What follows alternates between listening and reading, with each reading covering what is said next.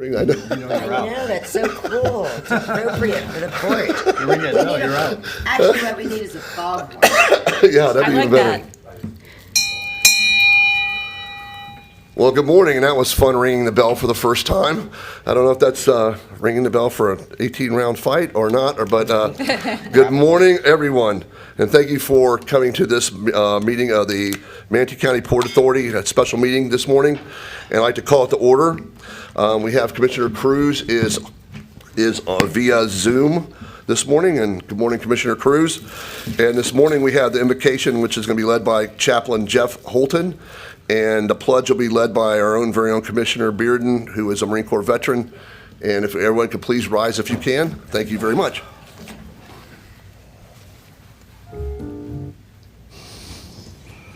Would you pray with me?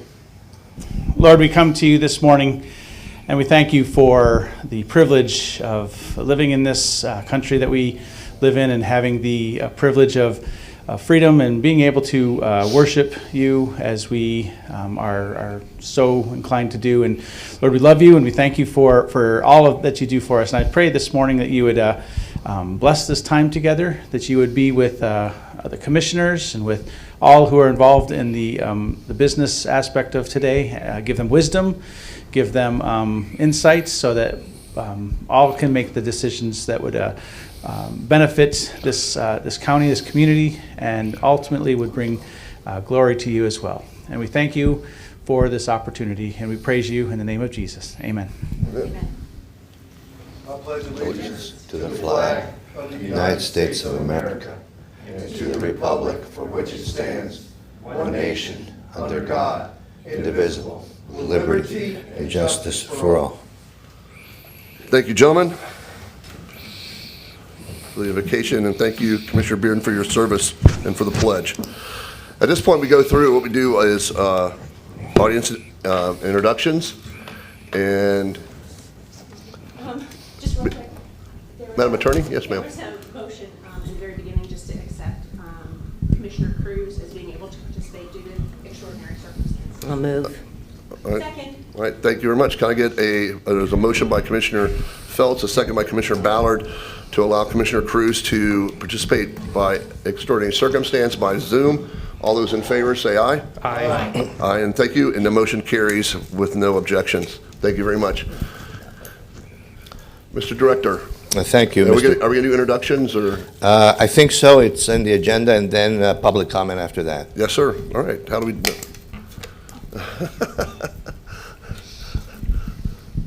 Good morning, Dave Sanford, Port Staff. Jennifer Cowan, Bryant Miller Olive, Port Council. Denise Stuffelbeam, Port Staff. Bill Galvano, Grimes Galvano. Bill Clegg, Grimes Galvano. Virginia Zimmerman, Port Staff. Abby Lindekamp, Port Staff. Troy Layton, Port Staff. Dan Fitzpatrick, Port Staff. Dustin Peebles, Manatee County Clerk's Office. Jeff Holton, Executive Director and Chaplain, Anchor House. Mitch Maley, Bradenton Times. And good morning, and thank you for everyone for being here again. Director McCarris, we'll open this up for public comment. If there's anyone who'd like to come forward and give public comment, we'll open up for public comment. Seeing none, we'll go ahead and close public comment. Mr. Director. Thank you, Mr. Chairman. Commissioners, before you, we have a special meeting. We appreciate you coming on short notice to discuss and vote on item number 7, which is the land purchase from Fortress Investments that you know located across the street. We've briefed most of you, and we would look for your consideration. Yes, sir.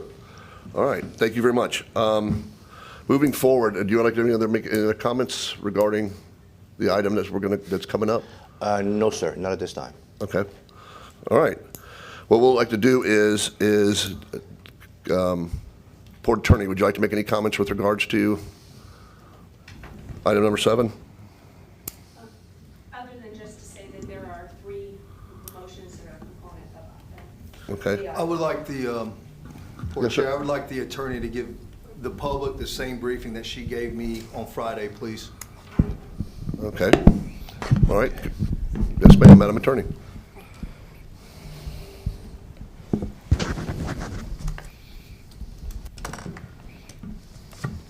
Make it the exact briefing, please, Madam Attorney. Okay, I will do my best. So basically in the briefing, I identified that there are 3 items that you're considering today. The first one is a resolution authorizing staff to go ahead, authorizing the executive director as well as the chairman to take to sign the necessary documents to go ahead and effectuate closing. The next one is a resolution that authorizes the financing.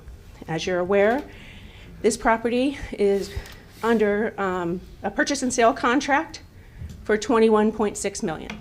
$500,000 has already been provided to Fortress in a non-refundable deposit. $7 million will be paid at closing, and $14.1 million approximately will be paid over 4 years in equal installments. The last item is an approval of the lease.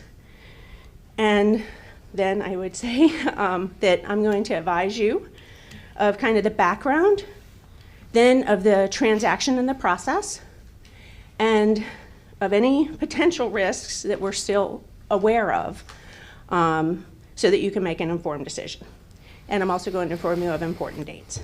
So with regard to the background, in October, the Manatee County Port Authority entered into a contract for the purchase and sale of 103 acres for $21.6 million, with half of those acres, approximately 50, to be leased back to Fortress. I provided a map that showed the approximate acreage and developable acreage. 28 acres of the property that isn't being leased back is available for port development.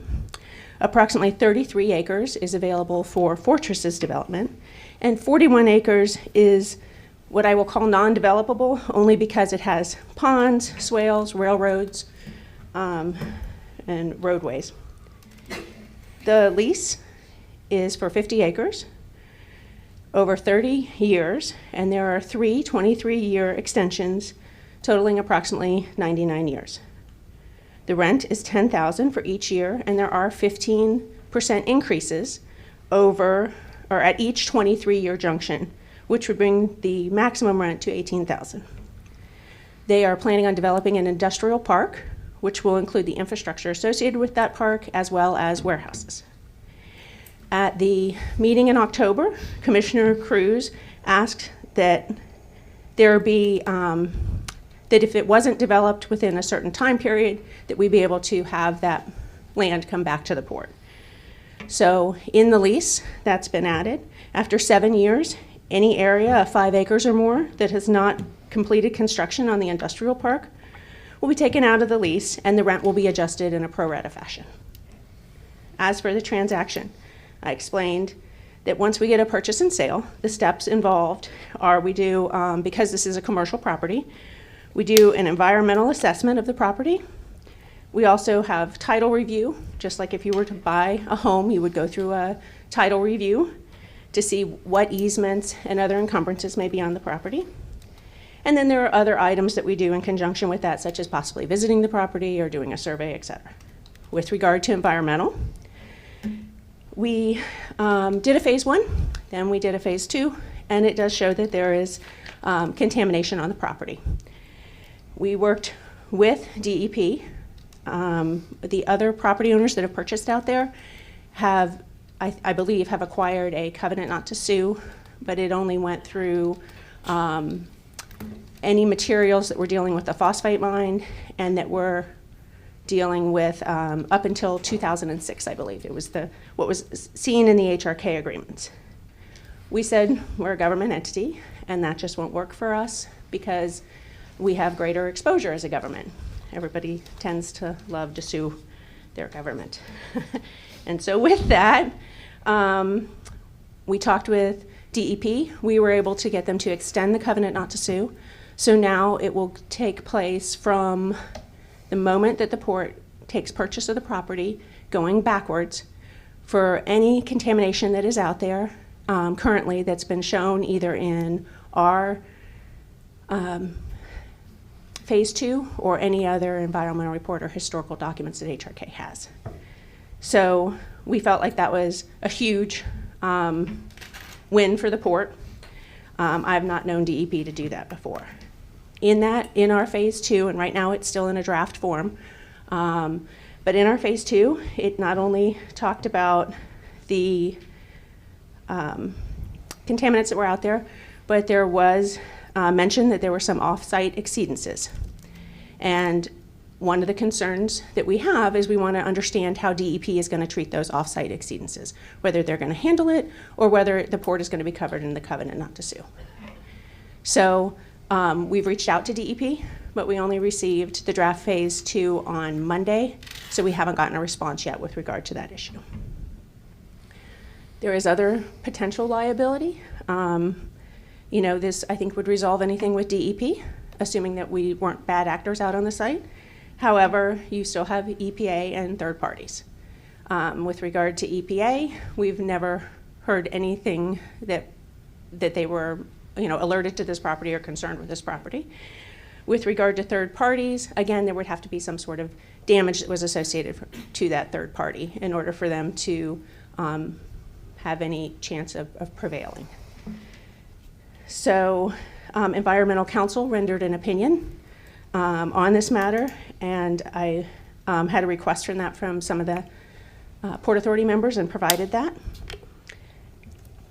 The only other, as far as environmental question that we have was with regard to remediation. With remediation, we're not at this point clear from DEP on whether or not they're going to require remediation prior to development. Normally that's done as part of an enforcement action, and since they're not going to enforce, we just don't know. We're interested in that because remediation costs can drive up the cost of development, potentially. So we just wanted to get that clarified so we could advise you all accordingly. At this time, again, we've reached out to DEP on this issue, and we haven't received an answer with regard to that. One thing that we may be able to do is the port has an MOU, which basically, and it's all over, it covers the entire port with inside the fences, and that makes it so that when we have to do remediation here, we do it up to the institutional control standards that are in that MOU. So it's very helpful. What basically it recognizes is that the port property is never going to be residential. So you don't have the same risks. It's going to be an industrial site. So the question also to DEP right now is, could we expand that MOU to cover the property that is at, that we're considering for purchase.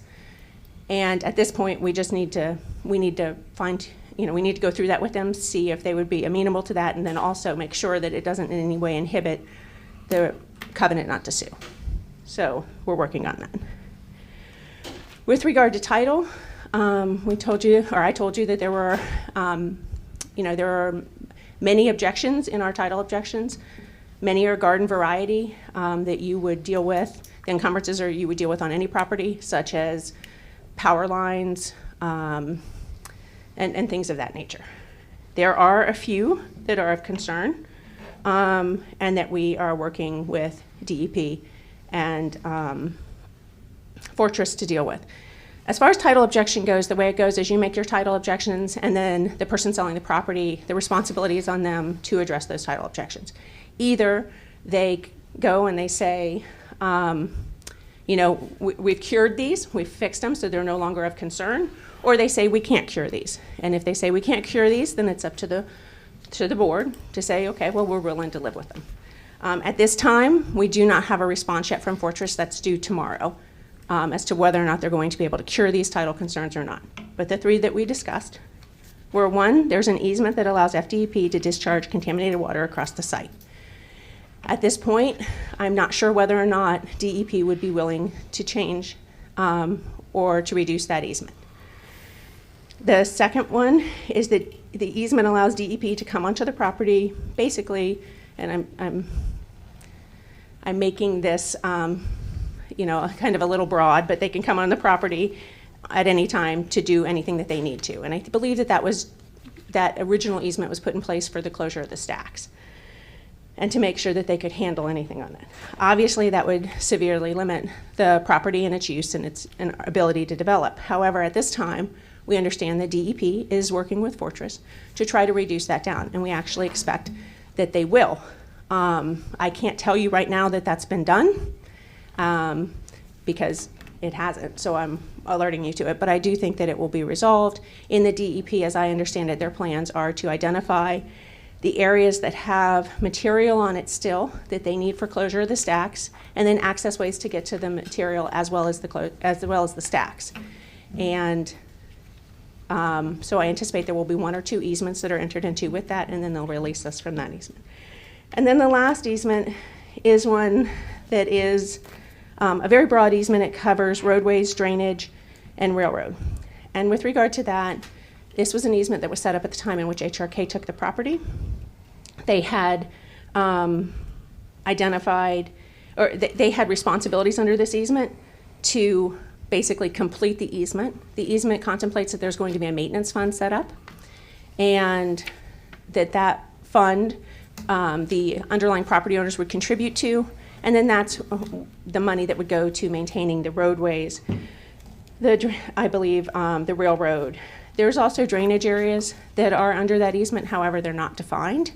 So one of the things that we will, that we've identified this as an issue, we've objected to it, and I'm not sure how Fortress is if they're addressing it or not. I only know of one aspect with regard to it that I'll get to in just a minute that they're addressing. I think one of the conversations has been is that maybe we, and this is just kind of throwing it out there, that whether or not they, either Fortress or the port, could go to the receiver and have them complete the responsibilities of HRK under this easement so that it's not, we don't have the issues that we currently have.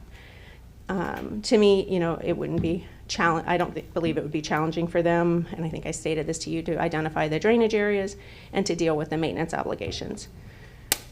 The other issue under that same easement is indemnification. Right now, that easement has indemnification for all parties, so it basically says every party will indemnify the other. As a government entity, we normally don't have open-ended indemnification.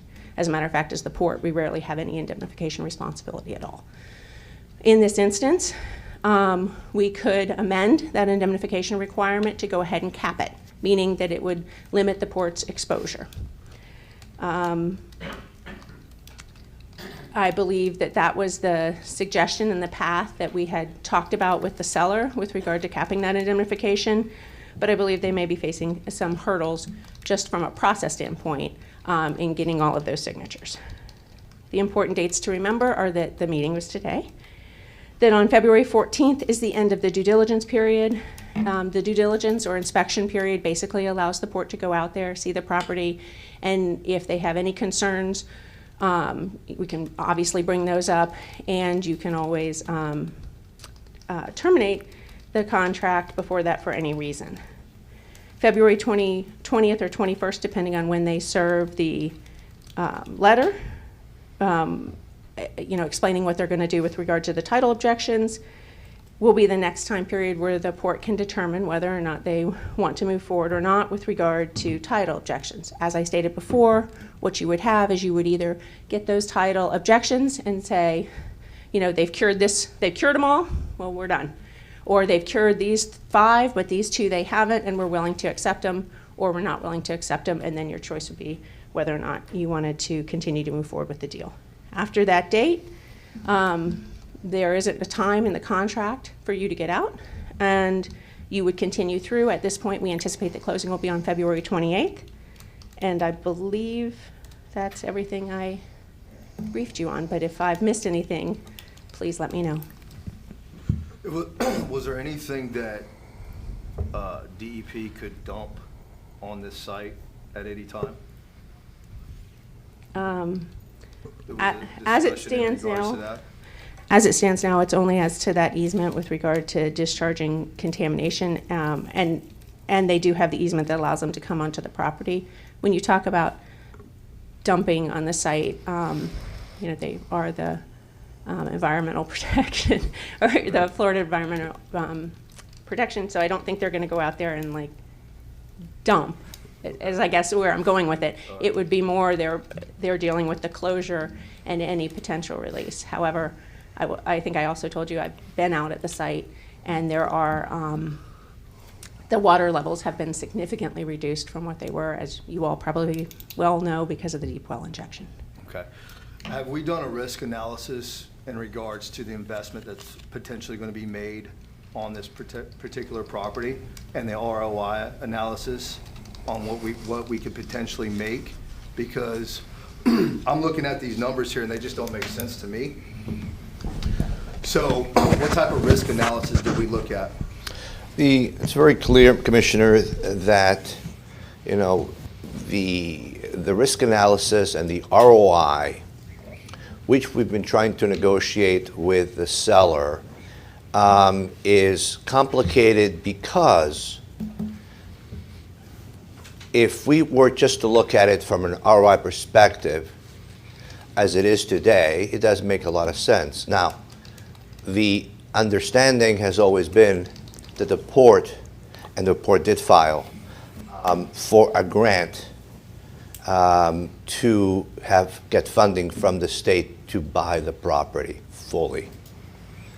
That was always that the port could lose that property if we didn't. We realized we didn't really have sufficient funds to do it, and that's why there's also a financing plan on the part of the seller.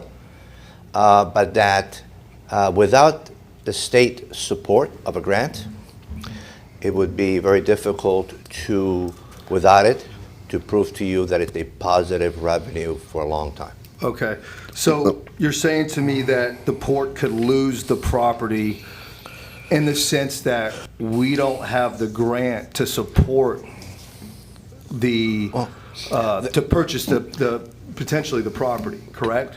That we desire, yeah. The funding from the state that we had anticipated would come sooner. Now there are also conversations that maybe we get it in, and with the next appropriation, and we have filed with the state another grant request for $20 million. Okay. That doesn't mean, of course, we're going to get it, but it's in there, and of course, contingent upon all the other requirements the state would have, but without the support of a grant, the ROI is very, very difficult to work. Well, we know that the legislators is drawn back on funding that's going on. We had that briefing last week. You made a comment on Friday that said the juice is not worth the squeeze. Why would you make that comment, and why? No, I didn't. I used that term, but it wasn't in the context of that or the financing. I can't recall exactly, but I cannot, maybe I'll come to me in a minute, but I can't recall in what scenario. It wasn't related to the financing, for sure, and it wasn't related to the property, for sure. But the juice wasn't worth the squeeze in regards to the amount of profitability that we could make on that potential property. The property correctly funded is very profitable. Could be very profitable. If it's funded, correct? Well, yeah, and we need the state's help. Okay. So it's not even a matter of juice or no juice. We just wouldn't have the wherewithal without getting that support now or in the future to be able to justify the investment. However, there's also other issues that, of course, we also wanted to protect the footprint for future developments of air products, not Honeywell, as well as Allied New Technologies. So, where there are essentially county companies, county manufacturers, where they also have an interest in protecting the land around them for expansion. So that, coupled with the grant, coupled with, let's say, an expansion, it all makes sense. But from an ROI, we would need that support to be able to show the benefits. Without the support, then this would be a money pit, and you're saying that we would have to release this property, correct? By releasing, what I mean by that is this is a huge loss to the port if we do not get that money and that grant. It depends when we Because get it. that's what we had the Yeah, comment on yeah. Friday, that's what Yeah, we it discussed. depends when we get the money. So for example, that doesn't preclude us from getting the money in this legislative year. But now we have no guarantees, as you pointed out, with a reduction in funding that we're going to get that. 20 million is a significant amount of money, would you agree, Carlos? I'm sorry? 20 million is a significant amount Yes, of sir, money. yes, it is. Okay. Yeah, it's 21, in fact, yes. 21. Yes, sir. And, I mean, we haven't done a risk analysis on this in regards to whether or not, and I haven't seen anything on this particular property, and this purchase, whether or not this is a good purchase for the county or for the port. That being said, the whole deal from the get-go, after getting my briefing, you know, it's kind of funny as we're driving to the port, you know, it kind of smelled like fish. And, you know, I tell you what, I'm not going to be comfortable moving forward with this, and you'd be a fool if you think that this would be a great purchase for the county today. Any board member that thinks that this is a good purchase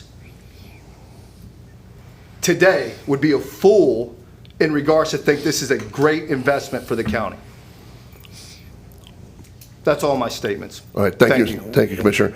Let me help you out a little bit. One, Representative Robinson is carrying a $20 million probe. Port funding comes from a different bucket than we get for roads or sidewalks or stormwater or anything like that. Port money also can be federal, which we can go after federal money, which there is port money available. We feel very strongly that we will be able to get these appropriations for the port. Also, one, I'm in the real estate business and I don't appreciate being called a fool because there is not immediate ROI on this, but there is a long-term ROI on this. This port has to plan for its future. We will be landlocked very shortly. And if you look at Port Everglades, Port Canaveral, Port Jacksonville, Port Savannah, Port Brunswick, any of those ports are all now landlocked. They would love to be in the position we're at today where they have the opportunity to buy additional property that they can expand on because they can expand. This port has growth potential that's exponential to what this property will bring. As you know, we're going through a berth widening process, a berth lengthening process, a dredging process. If you want, Dan Fitzpatrick can take you through the amount of fundings that we're asking for, the appropriations. He can take you through those numbers to where we need to be at for this port. So when we look at this today, granted, it doesn't maybe not have the best test today, but we have to look 30 years out, 20 years out where this port's going to be at. We're directly across the Gulf of America from the from the Panama Canal. Our business continues to expand in Latin America and in Central America, South America. Carlos can brief you on that as we continue to expand the business. So this port has to have an ability to grow and to have the ability to plan its future. If not, we're going to be stuck where we're at today, and we're not going to be able to expand. We're not going to be able to bring. And plus, if you look at this deal, if you read into it, the seller Fortress is also providing all the infrastructure cost into this onto that parcel. So the port's not coming out of any money to build the warehouses, the roads, the infrastructure that needs to go along with that. But we will get benefit from that. Port-related services, companies that want to come here now and be on port-related property to where they can export from additional properties. So we can't just look at it today and say, here's this box today, what's it look like right now, and say, what's our ROI right now? We're not buying an apartment complex where we're going to get rental income from it next month. We're planning the future of a port, and a lot goes into it. There are some, Representative Robinson is doing all the title work on this. So we've been in conversations with him. He feels very comfortable that we'll be able to cure a lot of the objections that are already there prior to any closing date. So, you know, the ROI is the future. You know, we talk about Manatee County not having a future. past commissions on the Manatee County level never planned for a future in Manatee County. That's where we are today. So we have an opportunity to plan a future for a port that has exponential growth potential to be seaport of Southwest Florida, seaport of the West Coast of Florida, seaport of the Gulf of America, and be able to do those type of things. So I think the ROI is there. I believe the ROI was there. If I didn't think it would, I wouldn't be voting yes for this. And looking at the long term. So Okay. I think that's where, just to help you out. Yeah. Let Okay. me kind of go in. It's funny that you say that you're in real Port estate. Authority Member But Bearden, I think that you should I was allow other. I was dialoguing with, we were dialoguing back and forth. So let me say this. Chair, I think you Let need me to say take this. control of the meeting. Let me see this. So you say you're in real estate. Yep. Okay. And you say that this is not going to cost the port any money. I didn't say that. I said. You just said, you I just said said, that- I you said made the that infrastructure- I statement. said, sir, Hold excuse on, me, I said the hold on, infrastructure- hold the on. You said infrastructure that is this not was gonna cost the gonna port any money. This was not going to, that this was not going to allow the port to be able to, to make this purchase. But it is going to be the purchase of the taxpayers, which is our main concern right now. You say that you're in real estate and you're an expert. However, I didn't say I was an expert. this property was appraised at $633,000 in August of 2024. So if you did your due diligence, Mr. Real Estate Man, then maybe you would see that this Sir, is if not you're a gonna be great competent- deal that's on the Sir, table. if- Point of now. order, please. Yes, sir. We need to Yep. stay non-confrontational, one Thank person you. talking at a time. Thank you. Thank you, Chairman Kent. Sir, Are we still dialoguing? yeah, I would appreciate if you wouldn't be accusational, accusing. If you could talk in a normal conversational tone, I'll continue to recognize you. There's If you're not, any I won't recognize accusation. you. There's not any accusation. Yeah, It's there a is. simple You fact call me this Mr. Real Estate property- Man. You can address me as Commissioner. This property was appraised in August of 2024 for $633,000. Yes, sir, and also- a little over that. And so for me to hear you say that you did your due diligence. Yes, I did. Chair, I don't think that you did your due diligence on this particular property. This deal stinks. Okay, sir, you can say whatever, but a judge set the value of this property in a foreclosure proceeding. The judge set a value of $20 plus million, which is the value that is set by a court. And if you understood the court, they set the value of this property, not an appraisal. And if you look at it, if you look at the highest and best used appraisal, as the property gets built out, you will see the number would be increased because it's the appraisal that was done is not a highest and best used appraisal. So the highest and best use appraisal for this is with warehouses, with infrastructure, with continuing businesses that are a part of that. That's what you have to go into, that type of an appraisal. So the appraisal that was, sir, I'm trying to finish. Property. Commissioner Bearden, I'm going to gavel you and I'm going to shut you down. Have a blindfold. You're no while longer we purchase recognized, it. sir. Gavel me then. You're no longer Gavel us recognized. out, because we might as well have a Sir, blindfold sir, you on are this no longer particular recognized. property. No, Sir, we you're might no as well longer have a recognized. blindfold and just say, here's this money. Sir, we you're no have longer recognized. No idea what the potential risk to this property is. I'm calling for a 5-minute recess. Motion for recess. I'm calling for a 5-minute recess.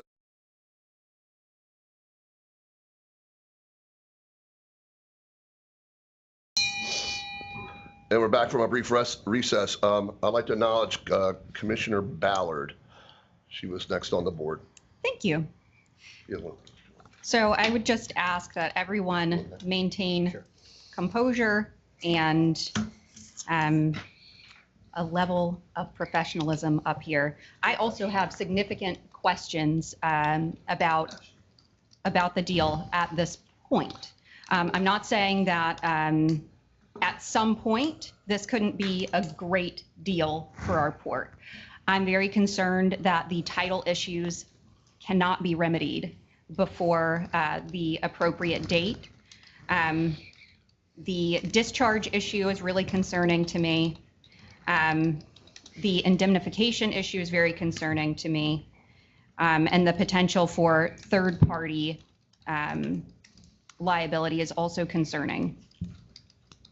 I think that once we have an appropriation in hand, or at least some more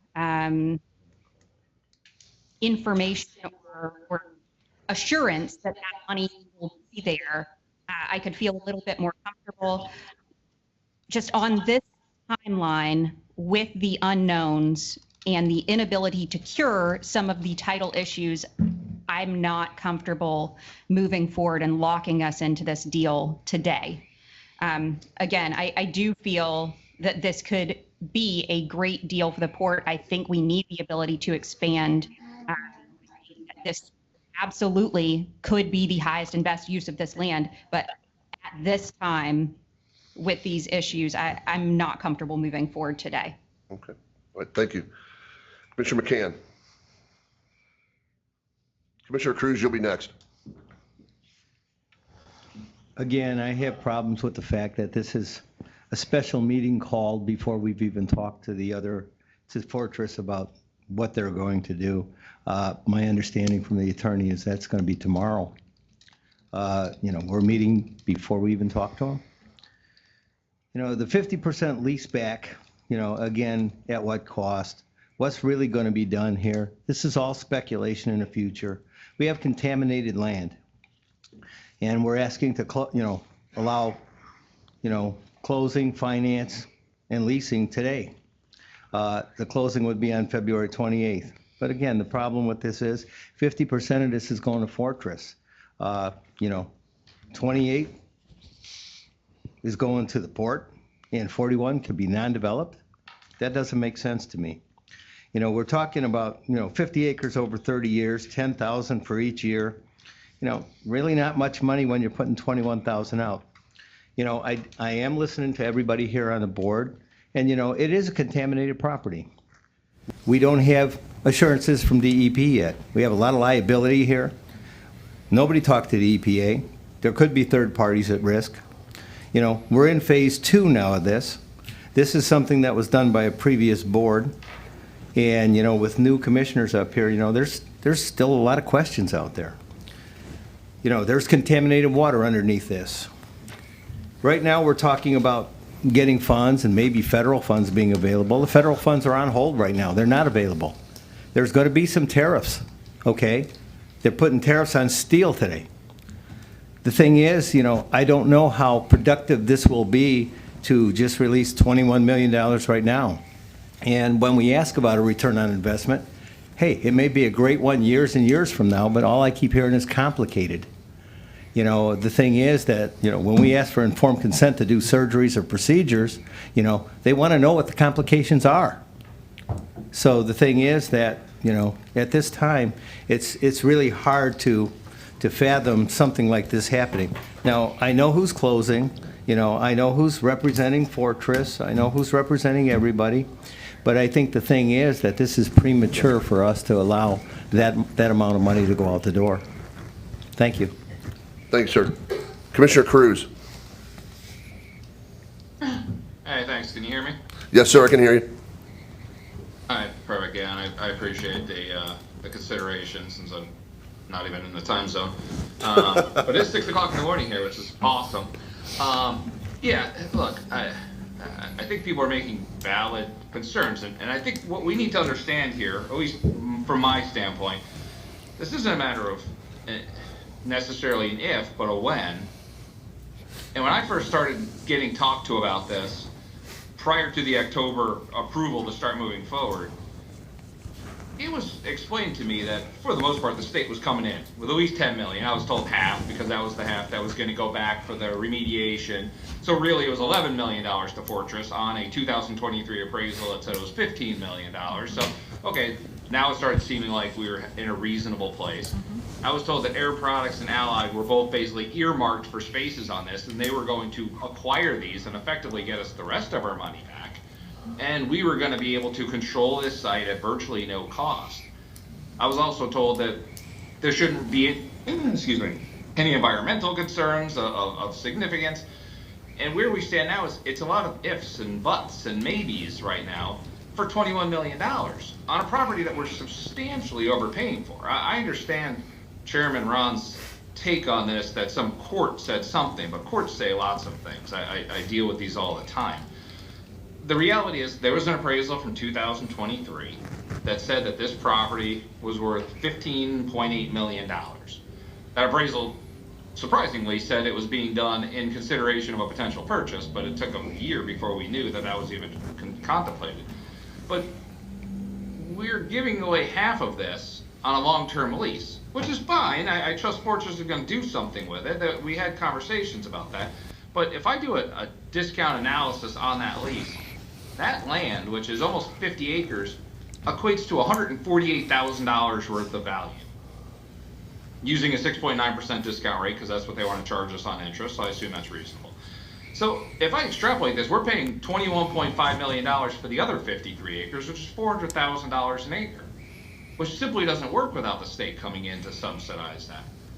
So if I take the appraised value of our piece plus the discount on that lease, I get to a revised appraised value of $8.3 million for this land, which means we need the state's money. And that appraisal specifically says they're valuing this, assuming no environmental risk whatsoever, and any environmental concerns could negatively affect the value. So that's $8.3 million on a clean property. So again, I'm not against this purchase, but I'm old enough to remember the Lena Road purchase. And I'm old enough to remember that I supported the concept of acquiring it, but I disagreed with the process in which it was acquired, because the diligence was skirted to close that super fast for reasons that were questionable at the time, still potentially questionable today, but I have to honor what my previous conversations were about a different parcel of land with a different board. I believe the board jumped through hoops and skipped diligence steps to close something super fast for somebody's benefit that was questionable about whose benefit it was, and I don't see this being substantially different. So I think this is a good purchase for the port. I do not think this is a good process for purchasing this for the port. I do not necessarily think this is a good purchase price for the port, because unless it's subsidized by the state, it doesn't work. And I'm hearing out of near-term things. I'm hearing title should be clear before we close the end of February. I'm hearing the state appropriations are in, which will be resolved by May. I'm hearing that conversations are being had with Honeywell and Allied about potentially acquiring that. There's a lot of near-term things, a lot of potential things that should be resolved before this board comes in. And with a purchase like this, if you're not going to resolve them, if you're going to gamble that DEP is going to come here and clean some of their easements up, if you're going to gamble that Allied and Air Products are going to be there, if you're going to gamble that the state's going to be there, you have to take that into consideration on your purchase price. And at the time, there was a good faith purchase price under assumptions of things that were going to happen that simply have not happened to date. So I believe the best course of action here is to significantly extend this to allow for these uncertainties to be cleared up to justify the purchase price being asked. And if those uncertainties are not cleared up, then the purchase price simply doesn't make sense. If they are, if DEP pulls all their easements, and we resolve how much the mitigation is going to cost, and we sit down conversations with Air Products and sit down conversations with the state, then maybe this price makes sense, and I will be the first to make a motion to approve it. But today, there's way too much uncertainty to overpay for land based upon an appraisal that doesn't justify this purchase unless other steps happen. So I just think I've done land deals that have 6 to 9 months out. Whenever we go to a land use hearing, we hear, oh, this isn't the owner, this is the contracted applicant. Why? Because people buy land because they're not stupid. They buy land and make sure they have assurances that they can do something with it before they commit to a certain price. And so applicants come to us and get the rezones done and get the approvals done before they put their good money at risk. So yes, we're hard $500,000. And there's a risk of losing $500,000 if someone wants to cram this through without the certainties. But I will be the first one to willingly lose $500,000 before I'm the first one to unwillingly lose $21 million, coupled with any other money we could lose based upon the maintenance easement that we were unaware of, that I was told could be upwards of $3 to $4 million over a couple of years, the $2.5 million for the financing costs, any remediation that we're going to be on the hook for going forward on this. We could put this port in a position of being out tens of millions of dollars, $30 million plus in the long run, for land that could potentially be entirely undevelopable, other than a piece that's being leased back for a net present value of $148,000 over a 99-year lease. So I don't say, hey, let's just kill this thing. I think this needs to have a significant extension to allow this board the proper time, and Carlos the proper time, and Will Robinson the proper time to make sure we are making an educated decision that makes sense for the port and for the taxpayers in Manatee County. Thank you very much. Thank you, sir. Commissioner Sadiq. Thank you, Mr. Chair. This has been a topic I've been discussing with the port attorney. I think our very first meeting, actually, just at the port. I was just kind of curious about port expansion plans, and I think this is actually not a part of that, but I like the opportunity to expand a little bit eastward because we will be landlocked, and I think the potential, you just can't quantify it, and I think a lot of those deals between Honeywell and other organizations will just be done with Fortress. That's not necessarily on our side. Is that correct, Carlos?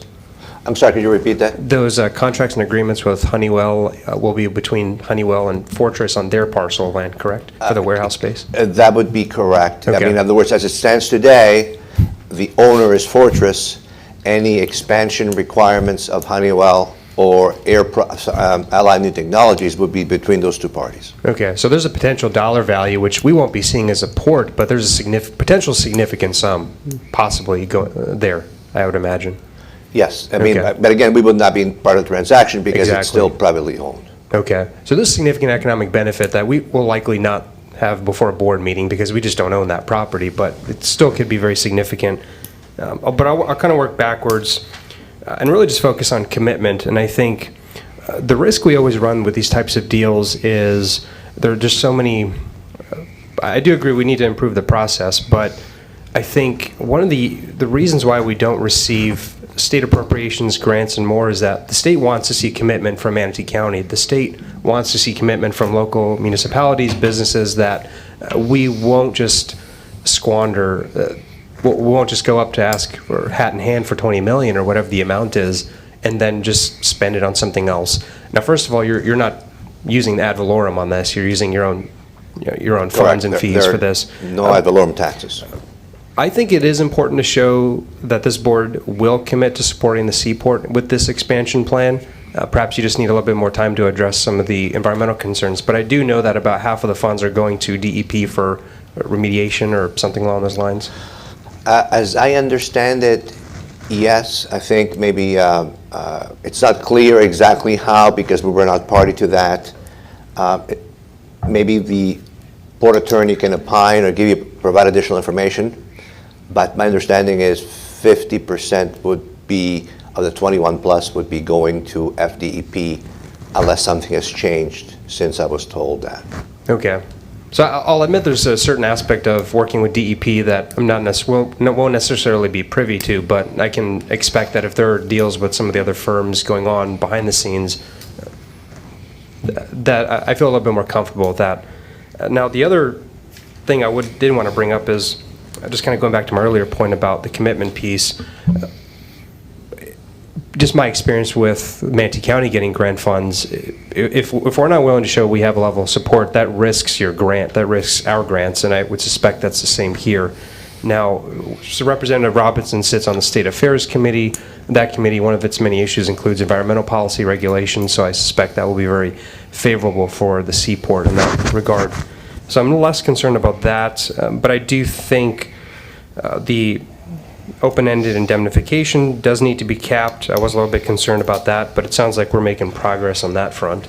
I mean, this is industrial. I mean, yes, but I mean, it's a great use of the property. I think what industrial property doesn't have environmental concerns, and we try and make sure that doesn't become housing, which is good. The other questions I had, just going to review my notes real quick.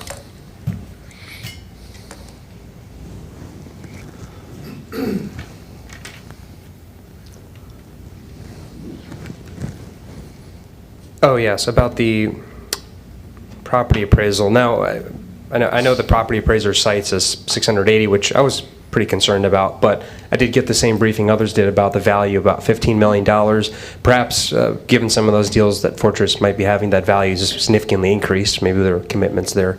So it's a lot of money, and you're obviously pulling a significant amount from reserves you require on these state appropriations, but if you get those, I feel pretty confident with the purchase. Perhaps this board is just saying we need a little bit more time on this, but I mean, I'm bullish on the port, and I think any opportunity we can get to expand is good, and the fact that there are already deals between private parties happening is a good sign for economic activity in our county, but it just seems like perhaps we're not going to move forward on this today. That's all I got. Thanks, sir. Commissioner McCann. You're on. It's on. I just want to say again, I appreciate what the Commissioner Cruz said and what Commissioner Sadiq said. But the thing is, again, this, we're putting $21 million in the blind. We have a private entity there. We don't know what they're doing there. We haven't even talked to them until tomorrow. Any extension, and, Commissioner Cruz suggested an extension, it would have to be free.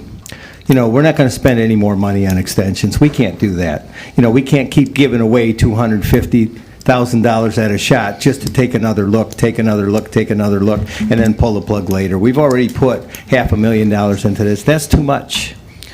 I keep hearing people say over and over again, this is not clear, this is not clear, this is not clear. Until it's clear, I'm a no. I got Commissioner Feltz. Commissioner Feltz. I'm very proud to have the port in my district. And for those of you who are speaking out on this that may not have been here through our trials and tribulations of dealing with Piney Point, the effects of phosphate mining, we have a environmental issue here. And I think that it's going to take a public-private partnership to address those issues. Whether we have a better chance of resolving those issues with the county owning the property or with it being in the hands of private ownership, because the bottom line is no matter what we do, no matter who owns the property, it's going to have some mitigation and cleanup. Without knowing how much that's going to cost, how long it's going to take, that's my major concerns. And I definitely understand the expansion of the port. Think about expanding the port that existed in the middle of downtown Miami. You know what they had to do? They built an island to build out their port. And we have a good place for industry there now because the standards, we're never going to have a pristine area over there, so it is suitable for industry. But I've just feel that we need a little bit more working, and I really think that the applicant probably could see the logic in that with having a new board and with the money that we've, in good faith, we haven't said no yet. We've agreed to everything that's there, and I think it would just be prudent for all parties to just give this time to get all the T's crossed and the I's dotted so that we all feel a little bit more confident. I don't think that it's anything that any of us are against in terms of the expansion of all the possibilities, but because I guess we're asking for your consideration that is somewhat a new board and a little give and take on both sides. With a little bit more time, I think we could come to a very, very profitable conclusion for everyone. Commissioner Bearden. Thank you. Okay, I've always stated that I want to figure out ways, I've had these discussions with Carlos in regards to how to expand our port. However, when it comes to land purchases, we need to really, create a business plan moving forward on a detailed business plan. That's what I want to expect from the port on purchases that we're making moving forward, on how do we expect to have a significant ROI on our expansion. So moving forward, if we could, as a board, have a detailed business plan in regards to how we're going to see a significant amount of ROI coming back to the port. I would like to see that, especially with this purchase right here. I would like to see a detailed business plan, not a vague one, on how do you expect to see a significant amount of profit coming back, because this is a business, right? And this is not funded by the taxpayers. And so what I don't want us to do at this port is to overextend ourselves at any time. At any time. And I just don't want to make decisions on assumptions, because that's kind of where we're at right now. We assume that we're going to get money from the state. We assume that these things are going to happen. And that's just clearly not the case, and that's not how I'm going to make decisions.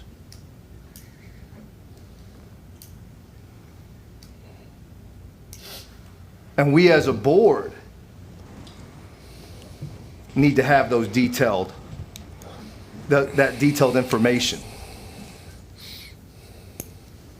We can no longer be making decisions based on assumptions.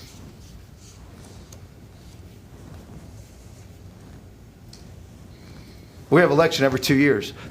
There's a legislator that changes every 2 years up there. So to say that we have certain people, certain committees, and those are just assumptions. Those are assumptions that those things might or might not happen. And we cannot base multi-million-dollar decisions based on assumptions.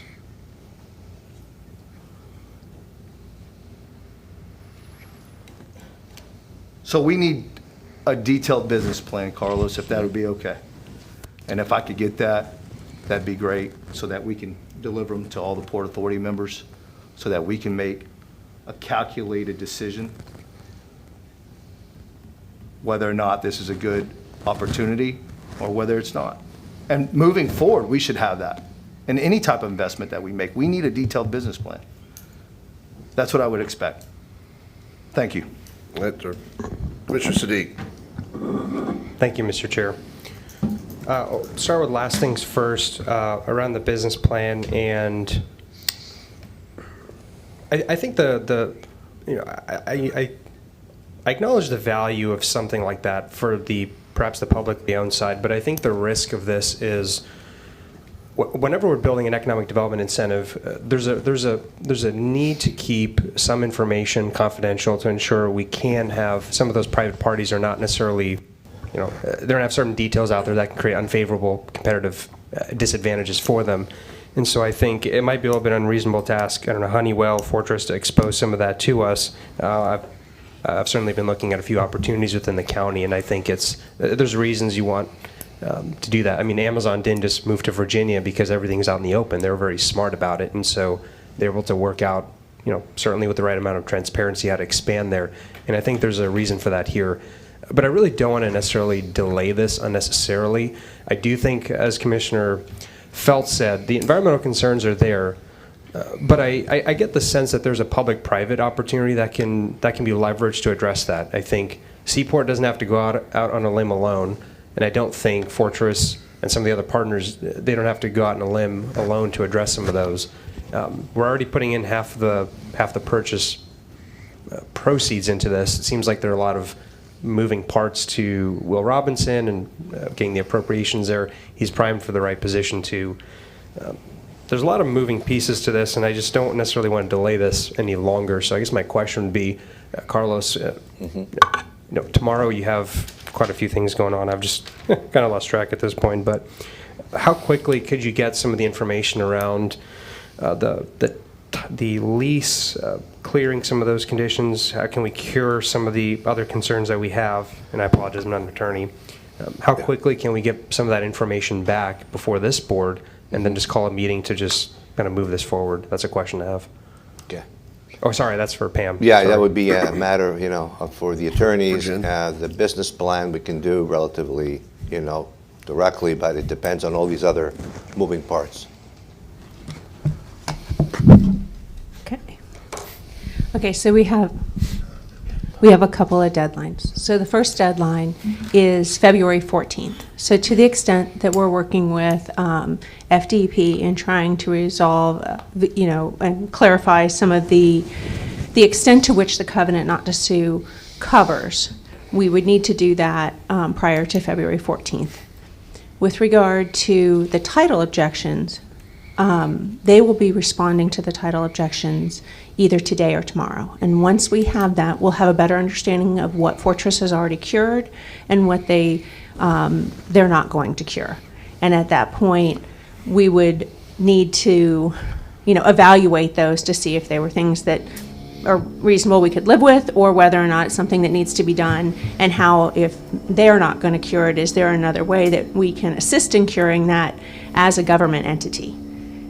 So, for instance, I go back to that covenant not to sue. That was something that wasn't offered to Fortress, but it was something that we were able to obtain being a government entity. So I can't make any promises, but I think that, we have a good working relationship and may be able to assist. That being said, after the 14th, your only, we'll say, penalty-free out is we would have 10 days to deal with those title objections. So we would have to hope that we had the environmental done by the 14th. Then we would have to deal with the title objections, which we'd only have until the 20th or 21st to decide whether or not we're willing to accept those. And I know you have a meeting on the 18th. And then closing right now is scheduled for the 28th. So that's the time frame we're on now.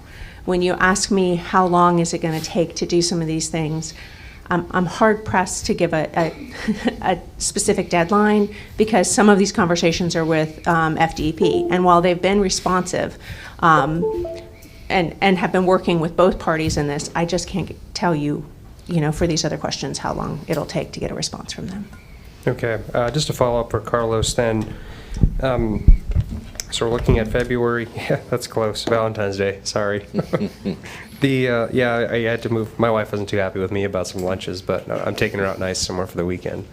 The question I did have around was, hey, it was a lot of money, but you got to treat her right. So question for you then, what is your lobbyist saying about ensuring that we are meeting the appropriate, if you're allowed to share, ensuring we're meeting these deadlines, but also not running afoul of some of the State Affairs Committee meetings and some of the Appropriations Committee meetings in Tallahassee, trying to get a sense of what the implications of the timelines will be for some of these timelines, like February 14th, 10th to 11th, and then I haven't even double checked when those other committees are meeting. So, Dan, would you mind coming up and explain a little bit where we are with Rabbit Consulting, what the process has been, what they're putting in for us?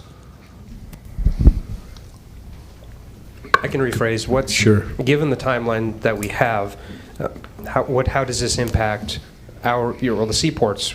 Your seaports work to obtain some of those grants and get out ahead of those meetings with the appropriate committees. Thank you. Dan Fitzpatrick, Seaport Manatee, and I'm the Director of Planning and Project Development for the port. And so the port submitted House and Senate forms for special appropriation in January, and those have been submitted by the Senate and the House. And so that's one avenue that the port is pursuing, and those forms are available on the internet. We can also provide a copy. And so that's what the port's pursuing, and we're actively requesting those funds be available July 1st, 2025. And I know there's some other conversations that are happening in Tallahassee, but I'm not a party to those. Thank you. Okay. So, Mr. Chair, I guess just dialogue request. Do we need a motion to request that we have this come back at a certain time certain, some date in the future, or is this something we can just work out with staff? I feel something can work out with staff. Believe me, Carlos, Dan, Jen, Rama Consulting, as our lobbyist, are very much on top of all this, is working with the House and the Senate on the appropriations that we're getting, working with Representative Robinson. And I think that, staff can navigate that without, without a time certain. They're on top of it right now. Okay. So, they're working it every day right now. Okay. So, it's not like something that's out in the future. It's being worked consistently. I've talked to Representative Robinson also. He knows the urgency and he knows how important this is to the port. And like I said, there's also, the same appropriations for a port are different from the appropriations for a county. So there are different buckets that are available to go out there where we've had to peel back our request and do them over several years as a county. Are not the same buckets that money comes from a port. Okay. So it's a different animal when they go up and ask for port money than it is when we go up for county appropriations. So I don't know if we need to do a time certain or anything like that. Okay. Just one last comment. I'll give Commissioner Bearden the floor. I know he's waiting to speak. Or other people, sorry. Well, I'll Commissioner free it Cruz very up quick. next. But I'll just kind of end by saying this. We have some very favorable conditions within the state legislature right now. We have really a great team from local government, Seaport, and all the way up to who the current governor is very supportive of us here. So time's of the essence. I'll say this I'd like to see this here as soon as possible. I think a compromise that probably works for us is having some time to address some of our concerns. We have some pretty short deadlines coming up this week, and literally this week. So, we just need the rest of this week to give staff some of that time, and then hopefully address some of those timelines, maybe another week perhaps, to just come back to us with your analysis. I'm not going to give you a time certain, but I'd just like to see some forward progress on this and give you all the time to address some of those concerns and take care of that. So thank you. That's all I got. Thank you, sir. I would remind the board that also the governor was very generous and got us right at $10 million for the port right after Milton came through. So we do have a variable, like you said, Commissioner Sadiq, we have a very favorable legislative session coming up. And we do have a governor that really likes his port and has helped us in the past. Commissioner Cruz. Commissioner Cruz? Yeah, thank you. Can you hear me? Yes, sir, I can hear you. Okay, thanks. The one word that people keep throwing around and it's starting to become concerning for this discussion, because I like the way the discussion's going about making sure we have sufficient time. But the word I keep hearing, and Commissioner Sadiq said it multiple times, is the word urgent. Why? Well, why? Here's my concern. This is a land purchase with a lot of moving parts. This is a seller who wants to sell this land, and a borrower and a port authority that presumably wants to acquire this land. We just want to make sure we're acquiring the right land that can do the right things for the port at the right price. And we keep saying urgent. This land has been vacant forever. Fortress has been involved for quite some time. HRK has been involved for a very, very long time. We're not building on it tomorrow. We don't have any contract in hand from Honeywell or Allied that implies that if we don't act upon that contract in short order that we're going to lose that opportunity. There's literally nothing urgent about this. This is the least urgent transaction I've ever been involved in. This is a transaction that should be done properly. We've uncovered issues. We're being told those issues can and should be resolved. Resolve them. Like, why is this urgent? I don't understand the urgency. And to Chairman Ron's point about the $10 million from the governor, that's a valid point. He did give us $10 million. Why? Because we have $300 million worth of damage at the port. Where's the focus on that at this point in time? We're over here talking about spending money we don't have on land we don't presently need while we have $300 million worth of damage. What's the deductible on that? What's the cost to the port on that? What's the economics of this port going to look like in the near term as we get the existing port back up and running before we consider the future port? Again, I have been the one banging the drum the loudest about expanding this port. I pushed to set up special things that prohibited residential around the area. I advocated for the TICO land when we acquired it. And I advocated for this land. I am on board with buying as much land and expanding this port to ensure that we have adequate room to grow for decades and decades to come to become the economic powerhouse this port has been and will continue to be. But I am not going to throw bad money at something without some assurances. And when this was first discussed, there was assurances. There was assurances, or at least assumptions, that they were willing buyers for certain pieces of land, that environmental wasn't going to be an issue, that the state was going to come in. Well, get those things done. This is not urgent. This is land. There's absolutely no urgency. And to say no time certain, but we've got 4 days, we've got 6 days, let's have staff race this back in front of us. I don't want to half-ass this if we're going to spend $21 million on land appraised at 15 and then lease half of it, implying a revised value in my mind of about $8.5 million. I need some assurance that we're purchasing this for the right price without any risks in the future. So I don't want an extension for 1 week or 2 weeks, or maybe we get this done by the 14th and close by the 28th. You're not going to, I guarantee you, you're not going to get the DEP to give you any level of assurance. You're not going to get any assurance from RAMBA or from the legislature that $10 million is going to be there in the next 4 days, much less the next couple of weeks. You're just simply not. This needs to be a meaningful extension that allows us to assure that that $10 million plus is there, that the DEP is going to be on board with waiving some of these easements for dumping toxic water on our site and so forth. And then we can have meaningful conversations with Honeywell and Allied to make sure that we do have willing participants there, or at least talk to Sharon and her team at the EDC to start assessing who else can use the land if they don't. We've got time. This is land. There's no urgency, at least on the port side. Maybe there's urgency on the seller side. I can't speak to their situation, but I'm only looking out for our port. And for our port, I do not have an urgency. If we close this on February 28th, or if we close this on October 28th, I don't care. I just care that we're closing at the right price for the right property without putting ourselves at further risk. So this needs to be an extension, not a termination. I still would like to move forward doing it, but it needs to be a reasonable enough extension where we can comfortably assume next time we come into these chambers to have this discussion, we have real answers and not just assumptions of answers, but with a little bit more certainty next time. That's my opinion. I think this needs to be a meaningful extension, and as Commissioner McCann said, a free extension, because this is undue burdens that were put on us, not at our fault. These are things that are supposed to be cured by a seller, and they're just choosing not to sell. They're choosing not to cure them and putting the burden on us to do so. So we need the time to cure their title. We need time to deal with their environmental issues. And we need time to deal with this appropriation that we were alluded to is going to exist, but as of now doesn't. So that's my opinion, that someone needs to have this extended meaningfully, not rush this thing through, because we're going to have the same position a week from now with the exact same conversation. Thank you. Thank you, sir. Commissioner McCann. I agree that buying the land is not an urgency, but we have a lease before us that is an urgency. Okay, I heard the attorney for the port say penalty-free out. What's the penalty if we stay in this, extend it? You know, what's in writing right now? How much money do we stand to lose?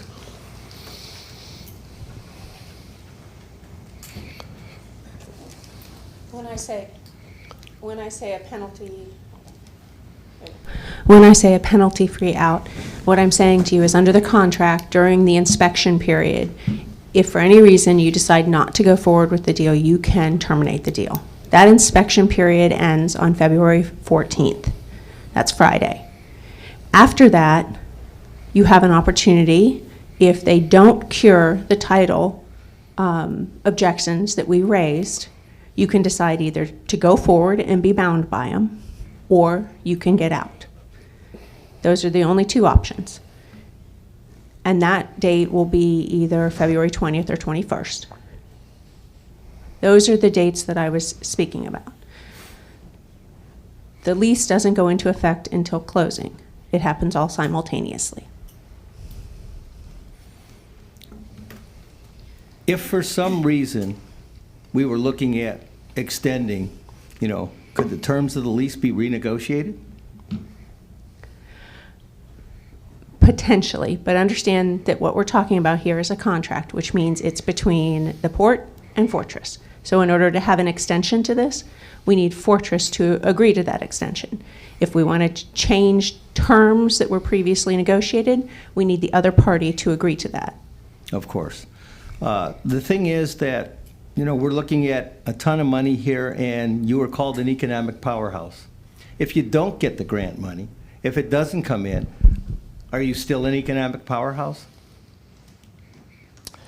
Thank you, Commissioner. We would still continue to be an economic powerhouse. However, it would certainly have, without getting that support, hamper our ability to invest as much as we would like to, without any. The port, we ran a stress test a while back on the port, and how many customers could we lose and keep our doors open? And we could, because of our profitability, we could lose a lot of customers and keep our doors open until we get the new customers in. However, in this situation with a capital investment, it's a different story. Without that state funding, it's not really, something that we would not need if it were not to impact our capital. My understanding is that the port has been paying for itself and has not been using any county money. Is that correct? Correct. Okay. Would you need to use county money if we took this deal and it all fell through and fell apart? No, sir. At this point, we would not need or expect the county to do a bailout. No, that would not be necessary. Before I say that, Denise, would you want to address that? Our CFO, we have discussed that.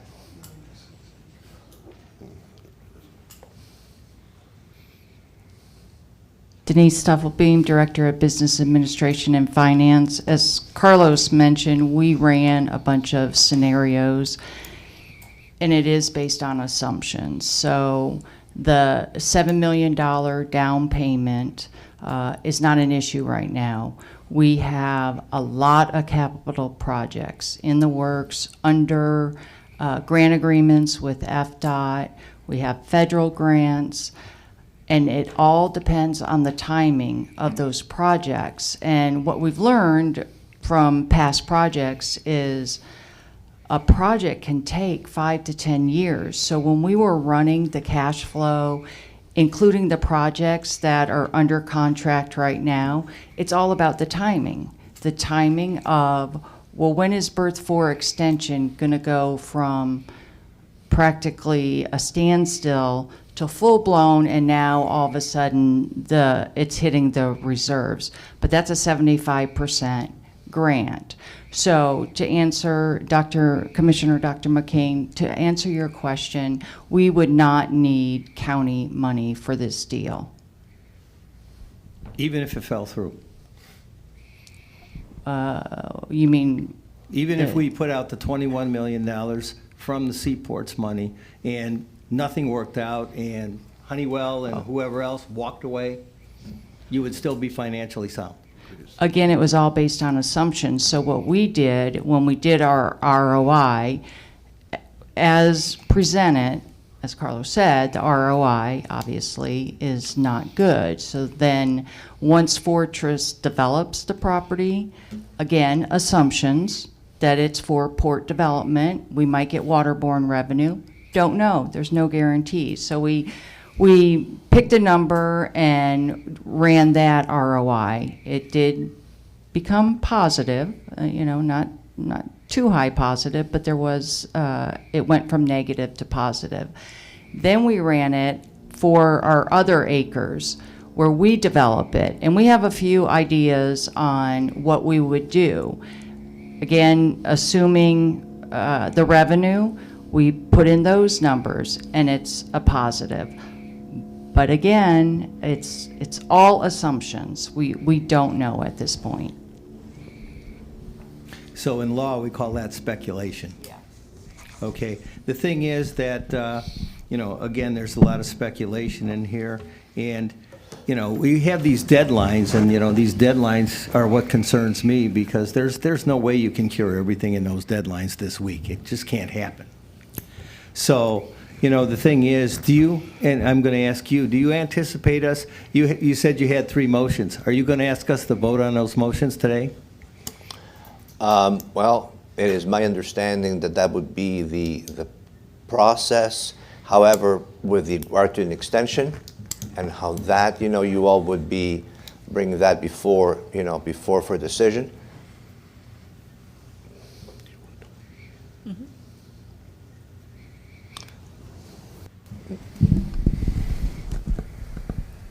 I would say if the majority of the board is seeking to have an extension, then maybe a brief recess so we could at least discuss this with Fortress Council would be appropriate prior to taking any kind of motion on it. Otherwise, I mean, you can move to extend, but and I don't even know that they can get consent from their client or have consent from their client at this time, because I anticipate that they were looking at the agenda and were prepared for the motions that are in the agenda. So what I'm saying is we could talk to them and see, and that might be worth it. If they may not, like I said, have talked to their client, but I think that would be the initial thing that we would do. How much time would you need for a recess? 10 minutes? You want to? Well, hey, we got some questions real quick. Okay. Commissioner Ballard. Just very quickly, I'm in agreement with Commissioner Cruz that we do need a significant extension. Just trying to figure out all of these issues and cure the title issues within a week to 10 days. It's just not going to happen. That's not realistic. And I think it sounds to me like the majority of this board is not comfortable moving forward until those issues are sufficiently cured and we have clarity on whether that financing from the state is going to come through. So I would be in favor of a recess, and then if we're not able to work out a potential extension, I think that we would most likely have to vote to just kind of kill the deal today. Well, I mean, I don't think we're going to kill the deal today, but Commissioner Bearden. Thank you, Mr. Chair. Okay, so how many models did we run? With regard to the original stress testing, in other words, on this one, the model would be developed based upon anticipated uses of the property, but we could not because it's so, it's raw land. We haven't prepared a model in terms of the opportunities. We have prepared a rough expected revenue generation, and like Denise said, with the right timing, it could turn positive without, of course, knowing what the issues will be with regard to environmental and title and so on. But we have a lot of potential benefits with some of the property. And so with regard to your question, the stress tests were if we lose 2 or 3 customers, not if we do or don't do a deal. So if we do a deal, like Denise said, we will not be bankrupt by any means. We will not have to go to the county commission to ask for money. Okay. If I felt we needed to do that under any circumstances, we will not even go forward. Well, I will say that that's why a business plan is important, our own business plan, not business plan from other people or other entities. That's why I just want to make that clarification. Man, it just seems to me that this is a bad deal, and I think people know that this is a bad deal, but they're overriding their own conscience and trying to push this particular matter for whatever reasons that might be. I'm all about expanding the port. I've stated that, such as Commissioner Cruz. But I also don't see a long line of people wanting to purchase this property.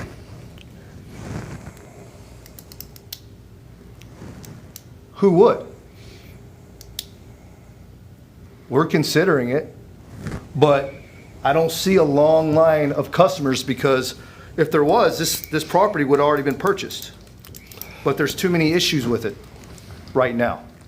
So those issues need to be addressed before there should be any type of consideration on this board. We've already invested $500,000 to say that there was no skin in the game. We just invested $500,000 just to get information. Now we got the information. So urgency, I don't know if it's urgent. It'd be urgent if we had maybe 5 players that were lining up to purchase this property, but I don't truly see that today. This is a complicated deal, a lot of moving parts to it, and we really need to be smart, and moving fast on this is not very smart at all, and I know we're smarter than that as a board, right? So we need to be very diligent and how we approach this deal and ensure that we are making a calculated risk in regards to ensuring that we have a significant amount of ROI coming back to us at this port. And right now, we're just trying to base stuff on assumptions, and I don't want to be part of the gut brother group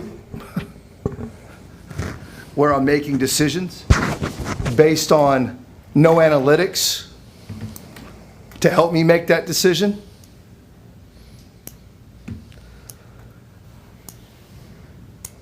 And something just doesn't feel right about the deal. And I just want to make that perfectly clear. And based on what our staff is telling us, I think they feel the same way.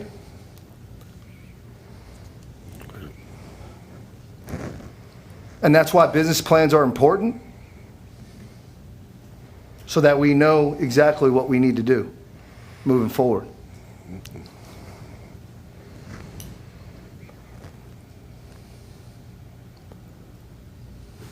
Let's be smart.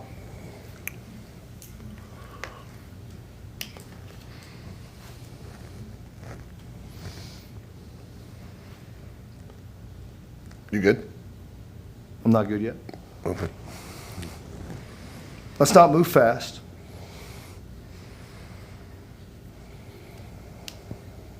Let's be a smart board. That's all I ask.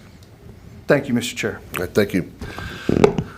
From what I think I'm hearing from this board is that they'd like to take a recess and maybe have our council talk to Fortress's council about any potential of a possible extension.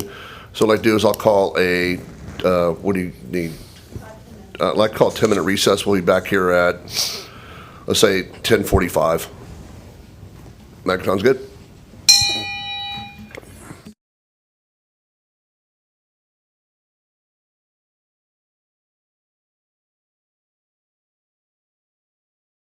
George is out there somewhere. All right, we're back from our brief recess. Executive Director and Attorney Cowan, it's back to you guys. Okay, so we were able to talk in the other room, and I believe they tried to reach out to their client, but at this point, they're not prepared today to make any commitment with regard to an extension. They just would need more time to discuss it with their client and determine, what terms would, whether they would consider an extension and what those terms would be. All right, so our drop dead date is the 14th, correct? Yes, with regard to your due diligence period. Yep. Our due diligence period. So we have basically, we have until the 14th basically to either allow the due diligence period to expire and then move on forward from there and be at risk, or before the due diligence period, pull the trigger, so to say. Yes, and as I said, you would, on the 14th is the deadline for getting out for any reason. You would have until the 20th or 21st if you wanted to get out, if they couldn't cure all of the title issues. And at this point, I don't know where they are on that, because they'll serve their response either later today or tomorrow. So, I mean, it sounds like, it does sound like, some of the board members want to, try to get an extension because they are interested in purchasing the property. Once we can get a better feel to the concerns you have, so what's the course of action as our legal counsel? I mean, I don't want to kill the deal because I think, hang on, I'll get right to you. You're next. So what do you think what's our course of action? Well, I mean, you've got a few. Obviously, the first would be to make the motions that were provided if you were comfortable. If you weren't comfortable and you wanted to terminate the deal, you could move to terminate the deal. The only other thing I can come up with to protect the port prior to the 14th would be to authorize the authorize the executive director to enter into an extension in substantially similar form to the second amendment, meaning, and you could identify those terms, meaning that let's say there was no payment, if that was what your term was, the timing that you would want to extend with regard to due diligence, or the inspection period, the title, and the closing. Well, and you could give him that authorization, and if it wasn't, with the contingency that if it wasn't entered into by the 14th, that the deal is terminated. So you could do it that way. That would buy you a few more days. Or you can not worry about the due diligence period and rely on the title and see if they can cure everything with regard to title. And if they can't, we'll know, like I said, today or tomorrow, that they can't cure everything with title, then you would have until the 20th or 21st to decide whether or not to continue. And I believe you have a meeting on the 18th, and you could take it up then. So those are the options I can think of right now off the top of my head. Commissioner Ballard, you're next. Thank you, Ms. Cowan. So I would like this to come back before the board. I know that we have a few more days to potentially address this. I think that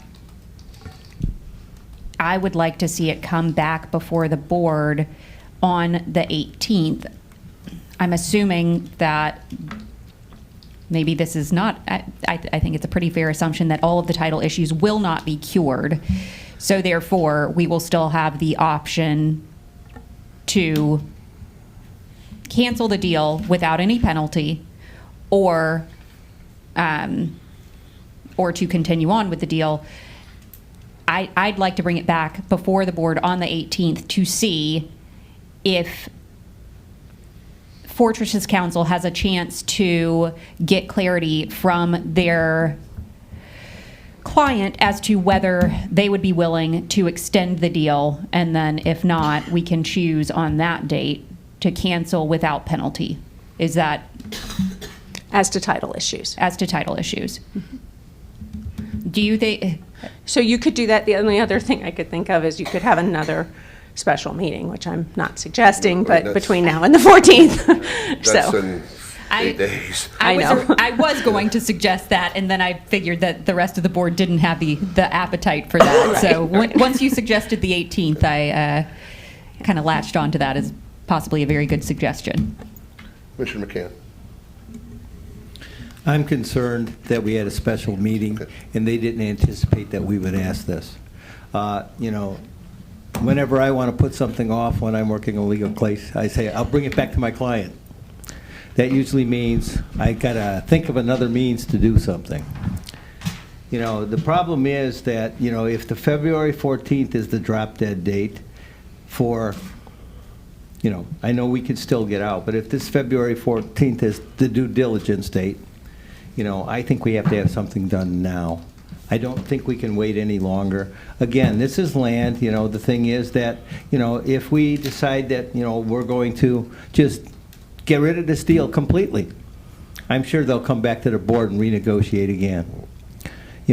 I'm sure they'll, they don't have people lined up to buy this land. So, this is something that, probably should have been cured before they were even talking about buying it. So you've got DEP involved, you've got maybe EPA, you've got, all kinds of environmental problems here. You're already talking about subleasing it and who's going to build on it. Maybe it's just not a good deal. So I do think we need to vote on it today, and I don't think we should wait any longer. And, if they want to come back to the drawing board, let them come back to the drawing board, because, I do not want to give them any more money. And, if they need more time to talk to their client, maybe they should be paying us. Thank you. Thank you, sir. Commissioner Cruz. Thank you. Can you hear me? Yes, sir. Okay. Commissioner McCann pretty much said what I was going to say.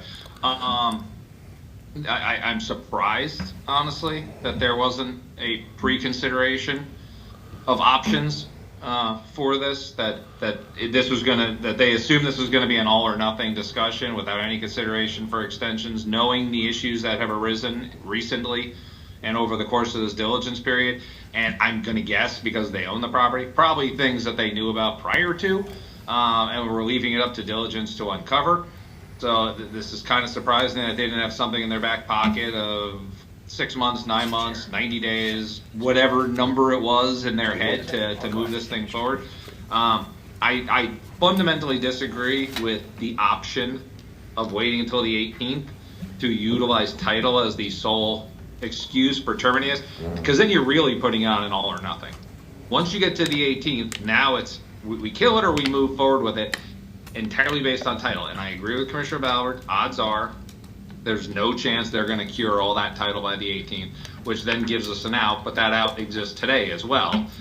What it doesn't resolve is all of the other issues. We had the discussion about where does the state stand with appropriations. That's outside the scope of title. What is the utilization of that land? What's the appetite from Honeywell and Allied? There were additional questions that transcended just the title issues, and if we let this drag past the 14th, we're pigeonholing ourselves only to title issues and whether they're resolved or not to make a decision next Tuesday that could be made today. This needs to be extended because we collectively, I believe, at the right price, with the right conditions, want to purchase this land. But we're being put in a precarious position, which I think to some extent speaks to the parties involved here, that we're being kind of forced into a decision. And I also agree with Commissioner McCann. I do not think there's a lot of people coming to this table. And if they want us to make a tough decision today, and then we can continue moving forward outside of a contract, and then we want to re-engage, I can promise you whatever that future purchase price will be at least $500,000 less, so we can recoup that money. I don't think in good faith we're going to come back with the exact same $21.5 million offer the next time around if nobody else comes to the table. I think it's in their interest to allow for this extension. I think it's in our interest to take that extension, but that does not seem like that's the offer on the table. Waiting to the 18th is not an option. We have two options right now. In theory, three. One option is to approve it. I do not count those votes on this board.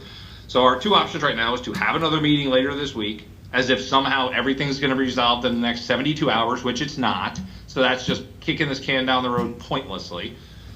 Or either tell them, give us a meaningful, and then I think Commissioner McCann said 6 to 9 months, give us a meaningful extension and we will all vote in favor of extending of that extension right now. Or we have no choice for the good of this port and its finances to terminate this temporarily or otherwise, terminate this contract and then revisit it outside of any deadlines that are being forced upon us at this point. Those are the options. We need an extension or terminate at this point in time. I hope it's an extension, but waiting to the 18th is not an option, and waiting to the 14th to have another meeting is not an option because nothing is going to be resolved. Thank you. Thanks, sir. Commissioner Beard. I think all that's been said has been said. I mean, I agree with Commissioner Cruz and Commissioner McCann. All right, thanks, sir. Commissioner Sadiq. Yeah, I'm against rushing on this one too. I think I would like to see an update on the 18th meeting. I think it's appropriate and should give us a good indication of what. One, I think it actually light a fire under all parties' concerned to start moving a little bit faster on this, because this board does want to see things done the right way with due diligence. I don't want to rush to saying let's kill this today. I think that's going a little bit too far. Let's at least hear what we have to say on the 18th, and then we also still have the option to terminate at that point. I don't think it hurts, and I also think having the mechanism in place to say, hey, we'll showcasing the intent to address this on the 18th will, I think, light a fire under the fortress to start making some forward progress on those issues. And we can still kill this anyways. But I'm not going to vote to kill this today. Thanks, sir. Commissioner McCann. I think we've had a lot of discussion. I understand everybody's point of view. I think it's time now that the motions are made and we actually make the vote. Go ahead. Make a motion. Make it. So I'm going to make a motion that we hold the vote today. I'll second that. What motion on the vote would you like? What motion would you like to make? We can make all three of them.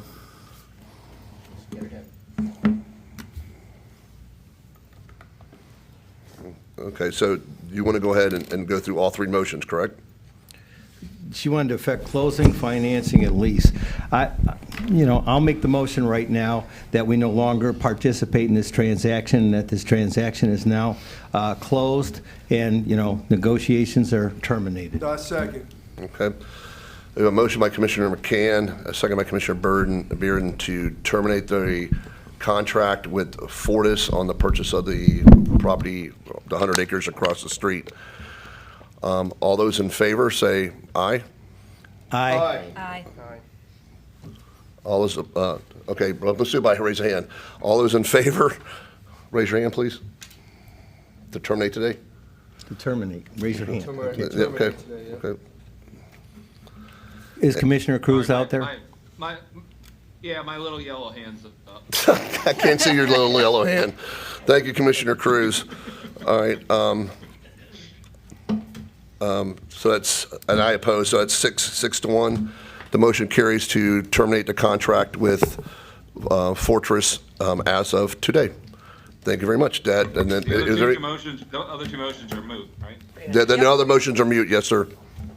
Yeah, correct. All right, so, Executive Director, any comments? Yes, just a few commissioners. We were looking, I think, next week to have you here for the ribbon cutting on our 2 new cranes. Those who are available. Those new cranes represent significant investment. Speaking of investments, that's a tool, of course, we use to make money, which is unload and load the ships. And so we'd like you here, at that time and be able to do the ribbon cutting and the good news to the community as to this major investment the port has made. That's all I have, Mr. All right, Chairman. thank you, sir. We look forward if everyone would like to come to the ribbon cutting on the big giant cranes. We're sending private invitations to all of you. Can we get people rides on the crane? And the community, and the community is also invited. So, Are there any commissioner comments from any of the Port Authority comments? All right, seeing none, we stand adjourned. Thank you all for being here today. Did I do it right that time? Yeah, you sure did.